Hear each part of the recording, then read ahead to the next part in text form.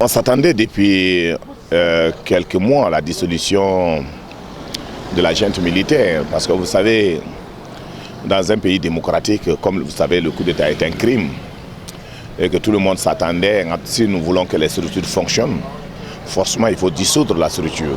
Si on ne dissout pas la structure, ils auront les mêmes mises. Vous avez remarqué à un moment, ils faisaient des communiqués parallèles. Il fallait rapidement prendre des dispositions pour qu'ils soient hors de la structure, hors politique. Alors maintenant, il faut aller rapidement aux réformes, commencer à travailler en invitant l'ensemble de la classe politique, aux uns et aux autres de ne pas accepter l'exclusion, parce que si vous acceptez l'exclusion, vous serez forclos, et aux uns et aux autres de se mettre au travail pour que nous puissions redémarrer l'ensemble des systèmes en évitant tout ce qui est les difficultés pour mettre la structure politique et de la République pour mieux gérer en évitant les 60 ans, les 4 coups d'État que nous avons vécus pour ne plus avoir de coups d'État en République du Mali. Il faut que la pirogue de la transition ait une seule direction, un seul commandant.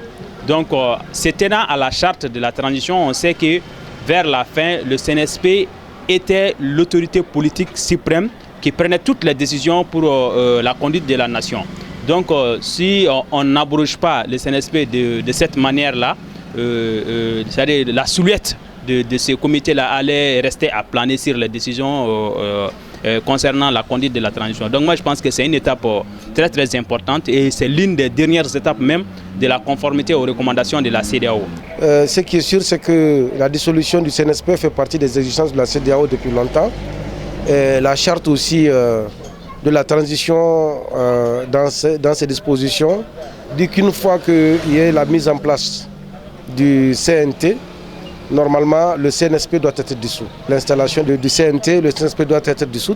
Je pense que de fait c'est déjà fait, parce qu'il n'y a aucun décret ni arrêté qui donne naissance au CNSP.